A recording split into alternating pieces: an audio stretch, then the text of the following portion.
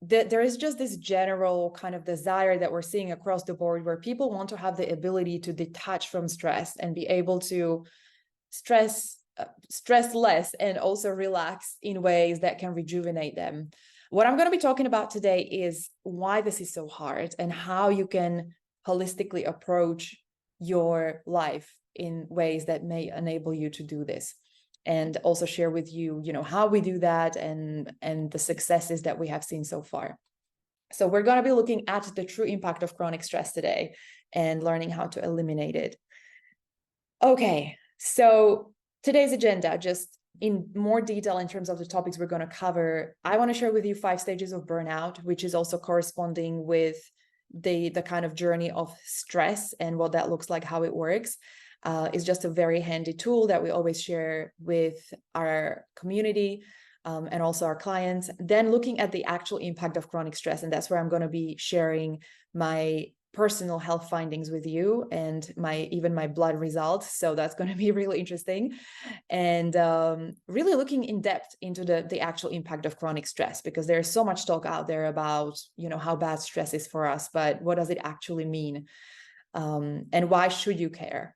And then we're going to look at some of the tools that are being used out there, and perhaps you may have tried some of them and they just haven't really delivered exactly what you've been looking for. So I want to kind of unpack this a little bit and explain why that's been happening, and then obviously give you a pathway to breaking the cycle, how you can do this successfully for yourself. And then at the end, I'm going to share just 3 stories from our clients, from our heroes, how we call them, burnout heroes, and show you some options for how we might be able to support you if you're thinking of really taking control of this aspect of your life. Okay, let's dive in. I can see some chat going on there. I'm just assuming it's all good and you guys are having nice conversations in the background. If there are any questions, Greg, could you please just let me know, because I don't see the chat conversation. If there's anything, if anyone has questions or there's any points to add, if you could just flag me, that would be great. Thank you.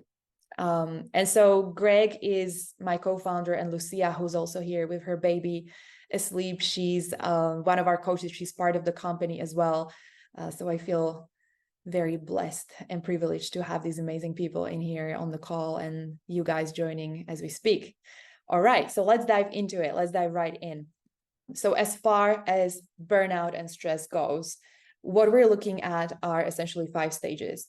Burnout and chronic stress never starts in ways that even like resemble, the stressful kind of symptoms and things that we feel at the end when we're really in the depths of it. It actually starts with a honeymoon phase. It's the kind of the period of time when we're usually in a new job or we get a new project and we're so excited and we're taking on all these tasks and responsibilities, and our body, we just feel like we're on top of the world. But as the responsibilities and the kind of pressure comes in, and we don't set in the place the kind of things that we need to have available to us to be able to navigate these things successfully and sustainably, what starts happening is that this stress starts turning into negative stress and negative pressure for us. And it starts converting into some effects that really affect our body. And so we're seeing chronic stress, with compounds in our mind, on our entire body level, and eventually it can end up in a burnout, which I experienced, and a lot of you here today also experienced. And if we don't address that, then we're stuck in a loop of habitual burnout, where we basically go from chronic stress through burnout to habitual burnout. So we think that we're experiencing a little bit of excitement and the honeymoon symptoms, but it actually never is the true kind of cycle that we're going through. Ideally, we would be in between honeymoon and onset of stress, but a lot of people are actually in the cycle of chronic stress burnout and habitual burnout. What is actually the thing that differentiates between, like what decides whether we're going to experience high energy or chronic stress? The things that can really, really make a difference are the habits that we have around work, which, there is so much that's being talked about out there. And that's the topic I'm going to cover the least today. We should set in place really, really healthy habits when it comes to work, our daily work life, and boundaries and things like that. Then navigating our emotional drivers, the things that actually cause us stress, which is basically our internal response. Something either feels stressful to us or it doesn't. It's literally a decision that we can make within our mind, within our body, but it's really difficult to do that. And then the last layer, the last area is the physical body. So depending on how well we're taking care of our physical body, we can then build resilience, and we can create this environment within us that is actually really helping us to tackle any kind of stress that comes in, whether that's a virus or, you know, it's an angry boss. It doesn't matter. It's literally our defense system that we have. So I want to go a little bit deeper into these to start with, just to give you, you know, the general sense of awareness here, and maybe fill some gaps in terms of the things that maybe you haven't seen before, haven't heard before.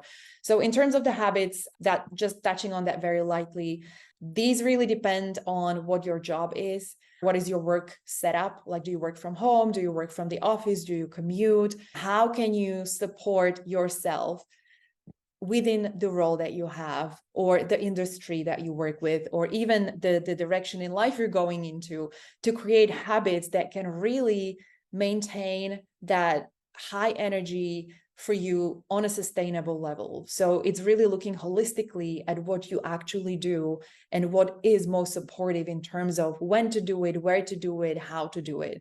So it's kind of creating the habitual framework for you to be able to, you know, be at your best performance. And these can be things like mindfulness and yoga and, you know, things like exercise and breathing, but it's also things like setting boundaries, knowing when you have to stop working and things like that, when you take a holiday, how often you take a holiday.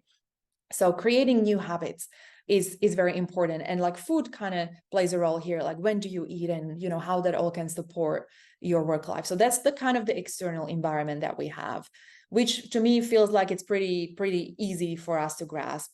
Then we have the emotional drivers of stress, which is basically, for me, stress is 99% within us, 1% is on the outside. And everything is basically, it depends on how we internalize the stress within us, how we deal with it internally, and how it impacts, you know, our mind, how it impacts our emotions, our body.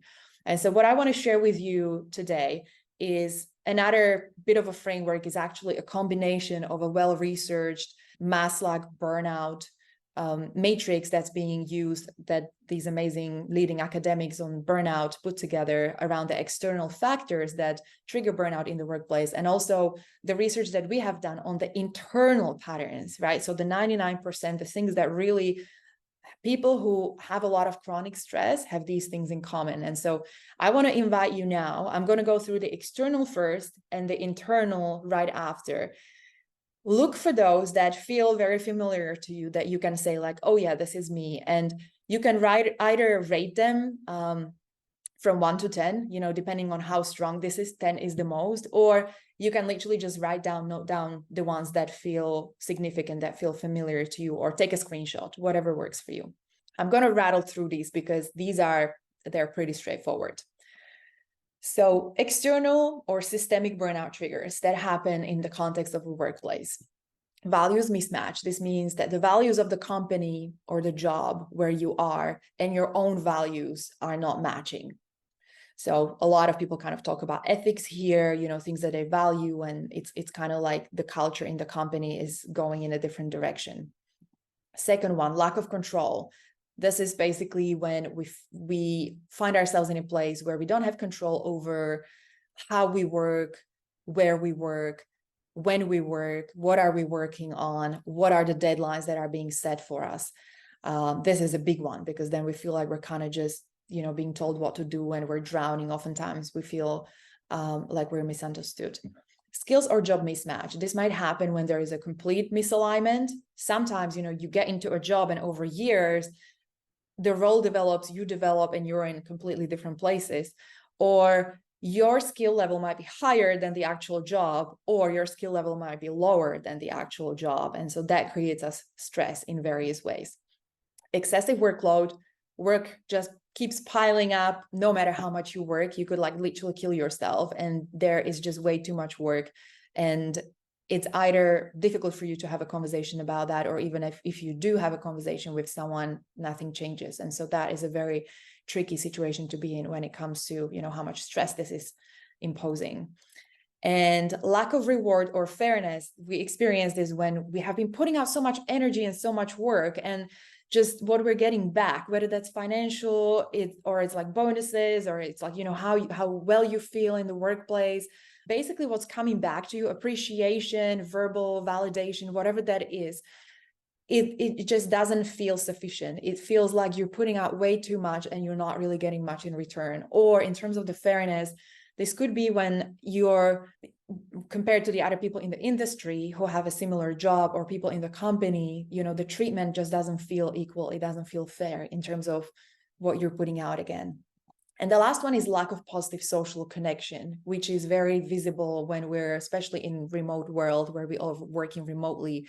And, you know, it feels like the distance is kind of like it's growing, and we all want to feel like we're humans in the workplace at the end of the day. You know, we want to feel connected with one another. And sometimes workplaces just turn into these, it's kind of like robotic, just get your work done and then leave. So actually for us, it's very important as humans to connect and to feel passion, to share these moments, you know, to connect together in a workplace.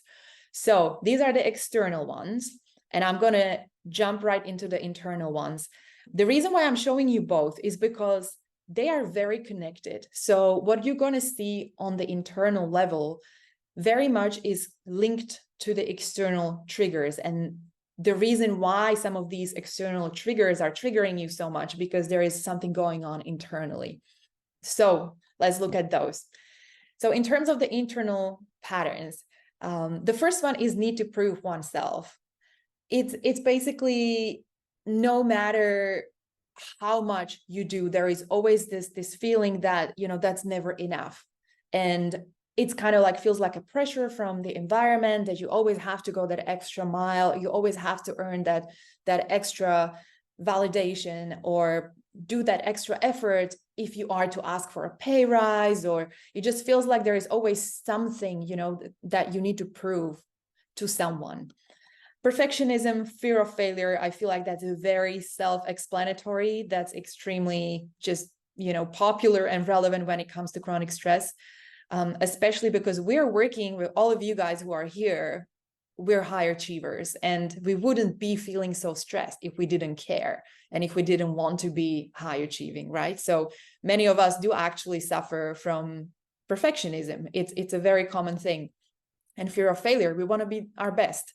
The next one is people pleasing, and this one connects to the following ones that I'm going to reveal. But people pleasing essentially, I feel like it's pretty obvious too, but it's like there is this notion of a sacrifice. So it's people who would rather avoid kind of getting into conflictual situations, and they really want to make the others happy. They feel bad for saying no. They would rather take on extra work. They would rather not spend time with their family. They just want, you know, the others to be okay, and to really appease everyone at work, which is a very difficult position to be in. Lack of boundaries is kind of connected with people pleasing, but it's also, you know, looking at your own personal boundaries. When you say you're going to finish working at this time, are you really sticking to it for yourself, or are you compromising on that? What are the boundaries that you're creating around between your work and your personal life, and really sticking to them, and how are you communicating them? Avoiding conflict, I feel like that's self-explanatory as well. It has a lot to do with not wanting to upset others, or not wanting others to be kind of upset at us, which makes a lot of sense. The last one is taking responsibility for others. Again, it's very connected to people pleasing and, you know, all these other patterns where we are kind of taking on other people's issues and challenges and stresses, and we're making them our own. And that really adds to our own stress that we're feeling for ourselves. There is one bonus one, which to me just feels very generational. It's money. It's worrying about money, having so much trauma from money, because money is such a massive moving force in our lives. And obviously we all go to work to make money. So this is something we're diving into also with our clients. We're basically getting to a place where we are detaching ourselves from this pressure that money creates for a lot of people, because then life is so much easier. Okay, physical body. So this is pretty much why we're here today.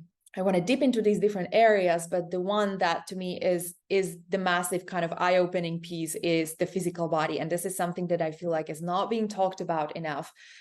And if it is, it's on the level of, what stress causes us is a headache or insomnia or issues with digestion that majority of us pretty much have already experienced. And the way that we usually tackle it, we take a painkiller or something like that. But what I want to show you today is what is the actual impact of chronic stress. If you don't do anything about this, what happens within your body? So, are you guys ready to see some blood? This is where I'm going to take you now. It's not going to be you're not going to see a lot of red color because I just took these photos from a printout, so it's a pretty shitty image. But I still want to show you some graphical evidence of what's going on inside the body if it's in the state of chronic stress, which has been my case. And that's the reason why, I've been doing all these things that are working on the emotional layers, everything I just showed you. But I felt like I was still hitting some sort of a ceiling, no matter how much healthy habits I had in place and the support I was given and the subconscious patterns I worked with. I was working so hard, like my body was working so hard in the background and pushing through. And I thought this is not normal. I realized that this actually was not normal because once I went through this testing and this process that I'm about to share with you, it turned out that my body just had a result of a prolonged stress that may have been going on for my entire life because there were some things that affected me in my childhood. And it just compounds. And this is what happens in most of our bodies. So this is why I want to share this with you, because it's not just unique to me. This is what we're all dealing with right now in the modern world. All right, so here's some blood. Here's a few pictures. I'm going to talk to these one by one. Also, if you're on your phones and you can't see it so clearly, I'll just kind of describe. The first thing that you notice on picture number 1 and 2 is, so the little tiny dots that you see there, those are the red blood cells. Majority of them are red blood cells, and they are extremely close together, which is very, very unhealthy. Normally, there should be gaps, there should be more oxygen, there should be more space for the blood to move. What my blood is doing is that the actual blood cells, this is called Rulix, when it stacks on top of each other like coins and they start to hibernate and then they move very slowly until they get to a point of like clotting and stopping and not moving at all, not responding, not being active at all. Fibrins are basically kind of like clots that are created in the blood. And the first reason why this would happen normally in the body is if we had an injury. Obviously, our body wants to respond through this way of, clotting the blood and repairing the wound. But the second most common reason why this happens is from stress. And so this has been basically my case. My body is actually like really struggling to pump blood and to circulate blood in my body. And that's one of the reasons, it's literally, I've been feeling like my blood. I've just been feeling like, like super fatigued. So that's what it looks like on the inside.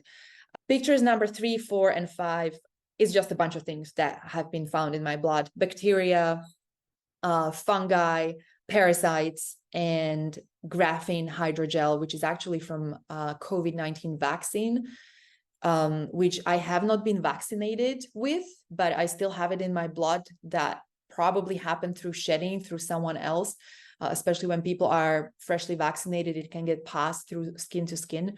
So, and graphene hydrogel is actually consuming red blood cells. So it's something that is being used in vaccines to improve the delivery of the medicine, but at the same time is actually very harmful for the body. So I also have heavy metals and uric acid in my blood, which should not be there. So there is a level of toxicity basically that's going on there. And I guess the main thing to connect this with the stress is that the bacteria and like all the stuff that's in my blood, the things that like should not be there, they're actually fairly common for most of us. There's parasites in fish, there's bacteria everywhere around us, there's virus, these things get into our body all the time. But the point of us having actually an immunity and having a responsive blood and our health is that we can actually fight it back, and we can create a system that is always ready to respond, right? Deal with any kind of stress, any kind of stressor that comes in. However, in this case, my red blood cells are literally hibernating. They're not really moving. And when it comes to the white blood cells, which I haven't shown here, but you can see it in picture number 5. Actually, there is neutrophil, which is a type of a white blood cell. These are supposed to be the immunity, the kind of the army, and they are inactive. They're just kind of like cruising, but they're not attacking the bacteria and the things that are in the blood that are actually not good for me. So it's a compromised immunity, basically, that's a result of a prolonged stress in the body. So where I found myself, basically. So we have a question on that slide, if you just go back. Sure. Is there some simple medical check to test for these long-term stress symptoms? Yes. Yeah, absolutely. So you can get partial assessment from complete blood count. We found this amazing clinic here in Bali, and that's something I want to share with you guys as well, because we want to, we're going to restart running our retreats, and we want to incorporate this into that experience. But within the medical system that you're a part of, each of you are in a different country right now. So doing a complete blood count is one thing, like getting blood works. I can also send you after the event the markers, and just in the summary after the event, I can send that too, just the things to really look for. Best thing is to go to, really depends on your healthcare system, but a holistic clinic where you can really look for these particular things. And I'll share the markers with you. Or another way is to come to Bali and do it here, it may sound completely crazy, especially if you're not in Indonesia, but it actually is so much cheaper than anywhere else in the West, that to me is just such a no-brainer to take that trip and get it done, and also go through a treatment that is going to save you tens of thousands of dollars, looking at what health problems this might actually create in the future. So if you want to talk about your specific healthcare system that you're a part of, we can do that offline after the event as well. But generally, complete blood count and then some additional markers should cover this.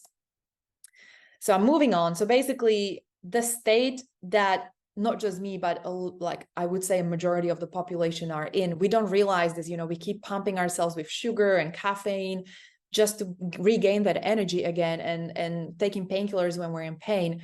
But most of us are actually stuck in that cycle of chronic stress, and our body is working so hard. It's trying to really bring back its immunity, bring back its resilience. And it gets to the point where no matter what you do, it like the body just doesn't let you. It's unable to recover by itself. So I want to show you what I'm going through right now, and hopefully, that will inspire something.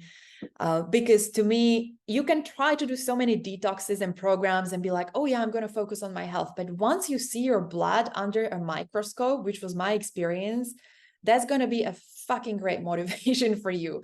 It's like the thing, it's so shocking. It's so like the evidence is there. And yeah, it's just so loud and clear that, hey, there is data, something needs to be done. So the thing is that we all want to feel energized. We obviously want to improve these things and feel better. And it's great for our own career, for our own performance, for our own health, as well as for the companies. Like, it increases all of these different elements within the company. We work a lot with companies too. And, we're pretty much at this point, everyone realizes that well-being is important for the bottom line of the company. However, there are some solutions that a lot of people have been trying and that haven't actually been very helpful in terms of tackling the chronic stress. And a big part of it is because we don't quite understand it and we don't look at it holistically. That's why I really love working with both integrative and functional medicine, because it looks at everything from the root cause and holistically, which is what the traditional healthcare doesn't do. So I want to just take you through a couple of solutions that are out there and you may have come across, and also kind of show a little warning signal around them, because we hear a lot from our clients that these things are actually creating more harm than benefit for them. And feel free to ask questions as we go. I really love that question, and I'm happy to answer any more you might have as I'm flying through this. So the first one is, of course, we all know we should be resting and practicing mindfulness, right? Meditation and yoga. You probably tried it all already, all the YouTube videos. Like that was the most trending thing during the pandemic. The problem here is that whether it's your boss telling you that, oh, you should relax, meanwhile getting you so much work, or even you realize it and you're like, yes, I should carve out more time for this. This is extremely hard. You have to bypass your current programming that is just prioritizing the to-do list, and it's constantly just overwhelmed with everything that needs to be done. And the inner voice says, oh yeah, I'll rest when I do this, after I do this. So that's the current programming. And there is an element of it, actually, it's scary when you are to change something. What's going to happen after? Like, I'm not going to be doing all these things anymore. Like, there is an element of it being like, I'm actually partly enjoying having the to-do list because it's the known, it's my comfort zone. Changing anything is difficult just from the perspective of overriding the current thinking pattern and behavioral pattern, going into the unknown. And then when it comes to the actual just science of behavioral change, it's freaking hard to put new habits in place and stick to them. It's something that requires a lot of elements to be in place in order for you to do that successfully. So these are the two main kind of pitfalls here. Plus, if you're already in a place, like for example, me, I've been practicing mindfulness and resting, and it's really working for me. I love it, but I'm already at the point where it doesn't work. It's like the effects of it aren't as profound for me anymore, because there is something that's kind of like that needs attention on a much deeper level in my body. Second one is, this is a popular one for all HR at the moment. And, lots of companies are starting engagement initiatives. All right, people are disengaging. We're struggling with retention, and people are losing focus, and there's like communication silos and more conflict, which just, obviously are results of people being stressed. So they're feeling emotional. They're starting to detach. So the great idea is to re-engage them and to create all these engagement initiatives, which is the exact opposite of what you should do. It's like, the way that I say it here is it's completely misunderstanding the root of chronic stress and why people are even behaving in the way that they are. It's like trying to go to the gym when you can't even get up from bed. It's a completely wrong type of solution for chronic stress. And a lot of us turn to therapy. Companies are also using big platforms where they're offering therapy or part of the benefit packages.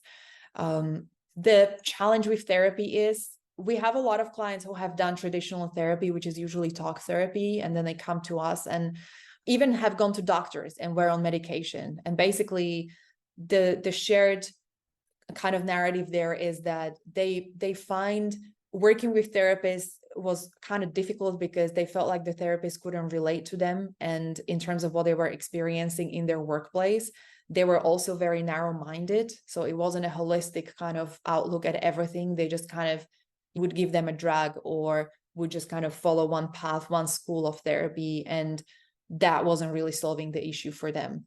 And the other interesting thing is, I don't know if you guys know, but the healthcare industry is the most burnt out industry in the world itself. That's literally where burnout was first studied a couple of decades ago. So I'm part of some networks where there's lots of therapists and medical professionals, and they are really severely struggling with chronic stress and burnout because their environment and the way that they approach work is extremely unhealthy. So going to these people for help, where I see lots of therapists having like 10 clients a day, it's completely crazy. That person can't have energy to support you if they're not supporting themselves, if they're taking clients without taking any breaks. They're just overloaded at the moment. There is a couple of pitfalls that are within these solutions that are out there. And obviously, we are having this conversation because I want to show you some pathways, and I want to show you some of the things that have been helpful, not just for me, and the ability to be here super psyched and excited and energized at 8 o'clock in the evening. after the first week of this program that I'm doing, this detox, but also just really being passionate about the work that we're doing and the results that we've seen. So I would love to share these things with you guys. So how to break the cycle? First of all, I want to basically throw at you some quick things that you can do. Some of them might be quick, some of them further down the list, maybe not so much. But start thinking about, these stress in these 3 different brackets that we talked about. So in terms of the habits, how can you restructure your work environment and your work day in a way that really supports, give yourself cues, put things on post-it notes, put a yoga mat next to your bed so that in the morning you roll from bed and you fall down onto the yoga mat and start doing yoga right away. Just create these kind of like little nudges and prompts for yourself in the environment that will invite you, that will force you to start implementing healthier habits. Clean up your fridge, get everything out of there that's not supposed to be there, and don't allow yourself the possibility that you might be eating something that's not healthy. So just really thinking about what is it that you're wanting to adjust and how can your environment support you. Flipping it, this is very challenging as a thought, but some of you are here because you want to really prioritize your health. And what we've been taught is to build everything around our work life. Our work is our identity and everything needs to kind of surround that. How about flipping that? How about thinking that your health is actually the priority and the work is going to go into places where you're going to feel yourself first, you're going to feel super energized. And then as a result of that, you can really show up powerfully at work. You may end up working in completely different ways. And, we often support our clients through preparation to have a conversation with their work about how they need to adjust their work schedules, their work habits, so that the company can actually get the most out of them because they found this way how they can actually be higher performing, but working in different ways. So flipping it is actually a very interesting mind exercise, and it produces insane benefits and performance. And with that, thinking about what in life brings you joy and pleasure and nurturing, and how can you bring more of that into your life, whether that's social time, family, friends, to really get away from the work-centric worldview and go back to your life-centric or health-centric or whatever the word is for you that you would really love to work, to live from more rather than, just everything is work, work, work. There are so many quotes that are being shared like on LinkedIn and everywhere, where people at the end of their lives, they never really regret the kind of stuff that has been related to work and like not finishing a deadline, but they do regret not spending more time with their loved ones. And that's such an important reminder. And then, yes, some of the more radical ones are relocating or changing jobs. They don't have to be as radical, actually. They might feel really scary, but again, it's a transition that at the end of the day, you're here to support yourself and to really see yourself shine. So whatever that takes. And these changes can also be done in very gentle ways. For the sake of time, I'm moving on and looking at the emotional drivers. So we have a beautiful framework that we work with called IFS, Therapy, Internal Family Systems, that Greg can talk so much more about, but for the sake of time, I'm just going to kind of touch on it. And then if you're interested in more of this, we can definitely talk about that offline, in person.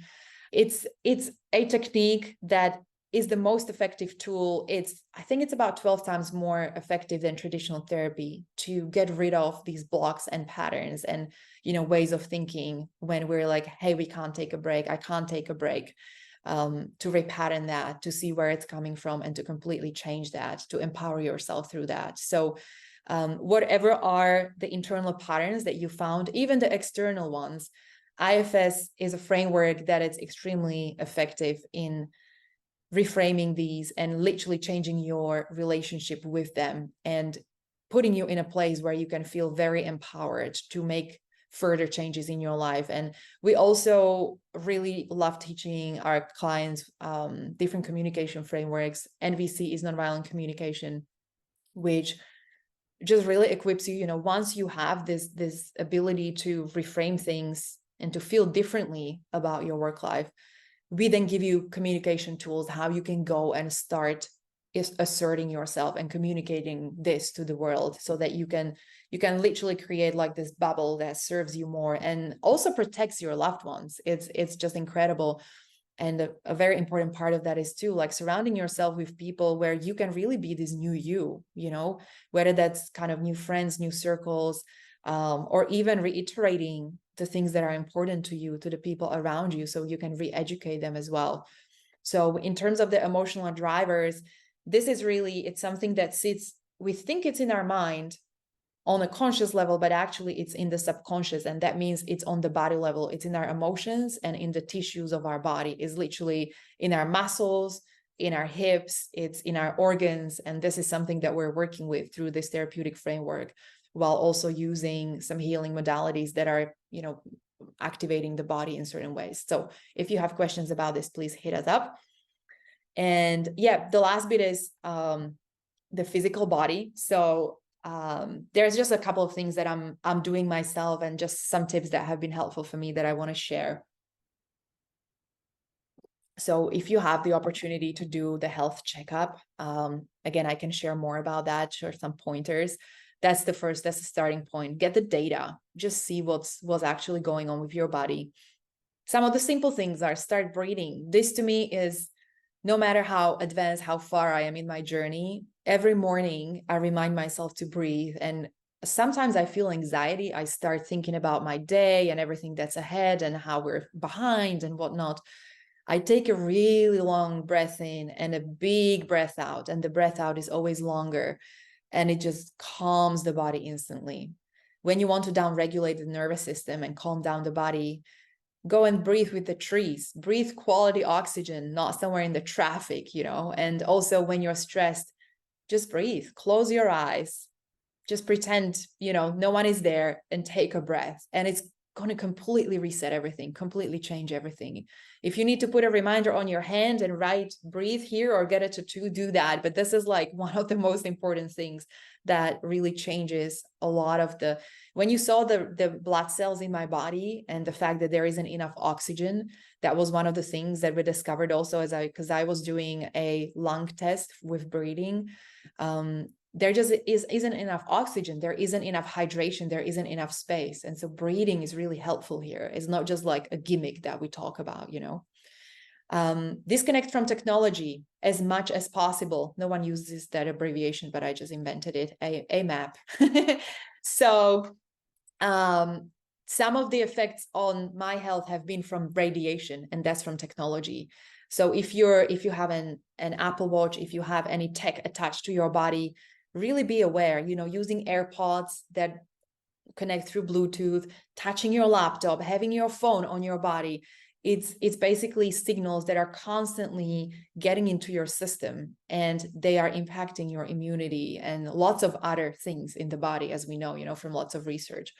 So that's a big one. And also being away from the screen is just so healthy. Again, look at the trees or something. Making food changes. Okay, so I'm going to go through these little shortcuts that I made here really quickly. Sugar-free. That means also no honey, no sweeteners at all. Gluten-free, dairy-free, antibiotic-free. That mainly concerns meat and eggs and animal produce. Hormone-free, same thing. Organic. And the last one is the hardest one, caffeine-free. So for all my coffee lovers and tea lovers and chocolate lovers, this is something that I've been doing, and it's crazy. Like I still feel a craving for a cake, but I don't have it because I just feel so good. But no, by not eating sugar, I feel like I'm in this perpetual state of high. And I'm sure that over time I'm just going to get used to this and not needing any uppers, because before I was concerned, like, how can I upregulate my body when I want to have that like kick from the caffeine? And now I can create it in my body naturally. So when you remove all of these things, you're not only going to increase your body's ability to recover and repair, but also, you know, you're going to start feeling a lot more energized. Stop taking drugs. By that I mean painkillers, antibiotics, you know, there's like short-term things. Obviously, if you're on some long-term medication for something chronic that you're treating, it's a different story, even though that can be also treated and reversed through natural ways. But just minimize the intake of things that you're basically using just to soothe yourself. You can create your own painkillers in your own body by yourself. Again, if you have questions about that, let me know. And move every day, whatever that is for you. Movement, whether it's walk, dance. I love dancing, doing yoga. So really move the body, because again, you're improving your circulation and it has so much benefit for the body. You know this one. So my plan is basically the stuff that I mentioned here. Because my immunity was already at the point where I wasn't able to absorb any nutrients from food. I've been also given IVs. So I've been given basically some nutrients through intravenous directly into the bloodstream, almost the same thing. I'm doing a liver flush and taking natural medicines and baths. And, all of this is supported by all the stuff that I talked about just then. I want to touch on the number 4, which is food principles. So for me, the big thing has been, which might be super relevant for you, depending on like how you get sucked into work and stuff, eating 3 times a day is so important, like regular food and chewing, no juices, no smoothies, nothing like that. Because when we chew, we give our body a signal that food is coming, and the digestive system can produce enzymes for us to digest it. If we just drink a juice, we're just hitting ourselves with the sugar, and the body is actually not even taking nutrients. So we just pee it out. And, there is like, it's no nutritional value. 101 is a principle that applies to fruits, 1 fruit at a time, because we're using always all the food as a healing component. So it's actually it's a medication for us. And as much as you can keep it simple, not stupid, but keep it simple. I like the word kiss. The better, because your digestive system likes simplicity. It's one thing, I'm going to digest this at this one time, and don't overcomplicate it. Once we start putting fruit salads and yogurts and granolas and things like that, it's all going to start getting complicated in our stomach. One thing is acidic, another thing is sweet. And it's like, how do we even, what does the body do with that? So that's been really beneficial, actually, in really just making foods basically out of just a couple of components. And I find myself so much lighter, like my body doesn't get tired after eating. So yeah, this is the plan. If you have more questions, I'm happy to talk more about this. I just want to touch on the last bit as we're getting to the close of the session. A couple of our hero stories that are my favorite. We've worked with leaders and individuals from, whether they're professionals or manager level, or aspiring managers, or leaders leading teams, or founders of companies, or entire teams, from lots of these fancy big companies, but also many, many people from smaller companies. Some of you are here. And it's been an incredibly enjoyable ride, and a very wild one. We've seen lots of beautiful stories. Here's Adam. He was actually, one of our kind of like first clients and early clients. He was actually going through some personal challenges as well, and just experiencing like pretty severe chronic stress issues with his chest and heart palpitations, and wasn't really in a good state. And I love, he called our sessions mental spa. He just transformed so much as a person, like from the point when he entered, and then when he was coming out, he was like teaching me things. So I love seeing that with our clients. And, when it just becomes, it's a collaboration, it's a partnership, rather than us like shoving some content down someone's throat. Is really us supporting and lifting up the people that we get the privilege to work with. So this was definitely one of my favorites. And here is an anonymous client that we worked with recently, and also with his entire team. He's a founder of a hedge fund in the UK, who also had some personal kind of family stuff going on, pretty severe with illness in his family. And he was burnt out, being a owner of a company, which a lot of people can relate to. went from being completely depleted and drained to this dream of his, which was to be positively energized. And he created this mission in the company that was called Empowered to Lead, where we went in and we taught all of his colleagues how to take ownership of their own performance. And it was just such a beautiful journey. And they've been able to do this in the, current financial markets. So it's been really colorful working in this kind of setting together. And Holly, who both Greg and I have worked for like a year and a half altogether, I believe. She's a team lead at HubSpot. When we met her, she wasn't leading a team. And she was, struggling with a bunch of different things, also wanting to have a baby and just wanting to really tackle stress and be able to get on top of things. So throughout that time, she was able to get promoted a couple of times, and she's on maternity leave right now, which to me is like such a big testimony. She's taking her time and, getting super, super healthy. So yeah, this is just, a beautiful example of what happens when you take a full ownership of your health and stress management and really attack all these different layers and work through it. And this is something that I also wanted to just bring to your attention as we close the session. Can I just say one thing there? Yeah, go for it.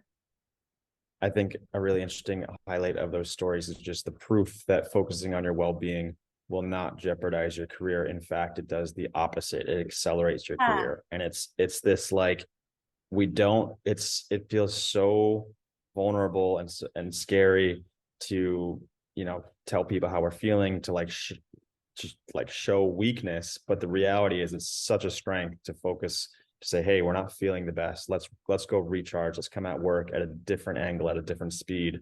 And it really shows in the client testimonies that people, they get promoted to insane positions because they're focusing on their well-being. Yeah. That's, talking about flipping the formula and prioritizing your health. This is what happens with the career. Thanks for the reminder and just highlighting that, Greg. Yeah, that's great. Yeah, so this is the last bit that I want to look at together today. If you guys are thinking about diving into this space and making this a priority for yourself, obviously what's going to happen in return is that you will be the priority for your body, and it's going to completely exaggerate, lift up all the layers, levels of your life.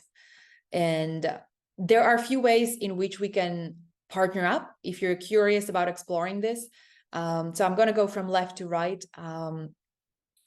Whatever you do with us, you're going to receive a well-being assessment, which is a self-assessment, but we're also going to we're going to have a conversation, and we're going to give you a personalized kind of just a profile of where we think the biggest opportunities are for you.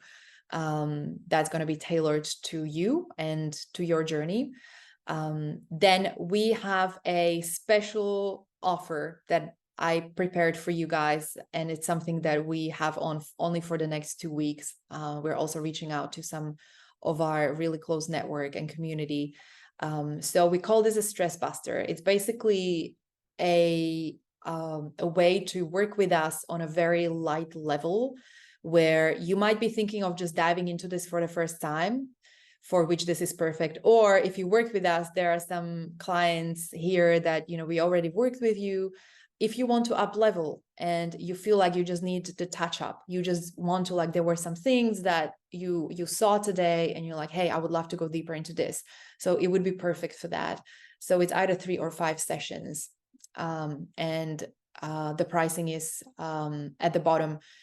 Just for the kind of comparison, so my rate for a session is $500. So what the package that we have created here is a massive, massive discount. And you can also see the cost of our course. It's basically heavily discounted. So if you're thinking about this is a really low barrier way to, we can work on whatever you want. So whether you want to do the subconscious programming with the IFS, the therapeutic framework, or you want to get some communication tools going, or if you want to actually look at your nutrition and, you want to get some blood work done and you want to be, you want us to help you to kind of facilitate, navigate through that process, we can also do that.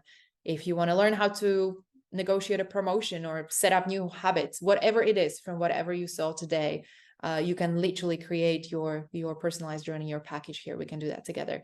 And then we also have our 4-month program, which is Burnout Heroes. That's a complete journey of 12 amazing, powerful themes with also online learnings where you would work with either myself or Greg or one of our amazing coaches. Lucia is here. She's one of our great coaches. We also have a full team. We're also working with medical practitioners and holistic doctors and lots of other experts in lots of different domains. So there is a lot of knowledge to tap into there, and you really are taken care of in the best possible way when it comes to these topics. And the last bit that I wanted to mention is, so we are preparing a retreat, which is, I just want to put it out there and I want to kind of like hear what you guys think about this idea, because I'm excited. We'd love to create a retreat where we bring all of this together in a in-person experience here in Bali, and also bring all of our experts here that have helped us, you know, to get to a place where we are, that are really the leading authorities in their fields, plus join it with the kind of screening that I went through, that Greg is going through too, and the whole detox program, so you can have a personalized health journey. We're thinking of doing something in November, or kind of like in the first half of next year. November might be a little too early, I don't know, but maybe there's going to be so much interest that everyone's just going to jump on it.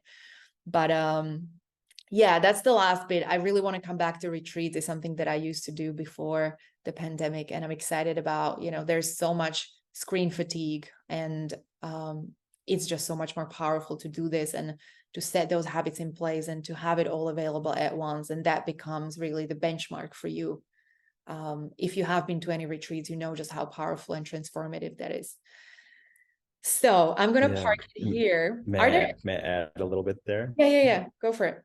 I find it interesting too, because it's also like most people go on vacation to recharge, but then they dread going back to work. And this is almost like you're coming to Bali. It feels like a vacation. It feels like an escape, except you're also learning all these incredible tools to go back to work and be able to break that pattern and feel the recharge outside of a holiday completely.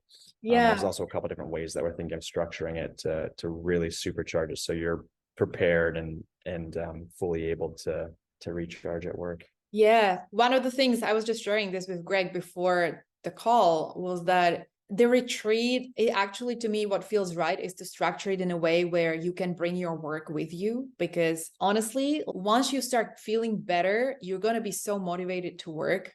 You're going to have so many new ideas, and you're actually, you know, won't need, it depends on every person. But for me, if I take a week off to retreat and recover, I'm then so full of energy and I just want to sink into work, and I'm in the flow, and it's awesome. It's better than it's ever been before. It's just so much lightness and clarity. So there is also an option that we're considering around kind of structuring the retreat where it would be like 5 days on and then maybe 5 days off, and you can do your work from here. So if you have any kind of feedback around that, or, you know, preferences, and you would consider doing this, it would be super beneficial for us also to hear what you have to say about this idea. All right, guys. Well, thank you so much for all your beautiful presence today. I really appreciate you spending over an hour today with us on the call, and I trust that all of this will go a long way. I know it's a big undertaking to change these things, and you know, you already said that you've tried some things and fallen off them. So if there is any way in which we can support you, reach out, even if it's just a simple question. We're here, and I'm keeping my fingers crossed for you to go towards healthier lifestyles and work lives. And for those of you who are thinking about working with us, just get in touch and we're going to take it from there.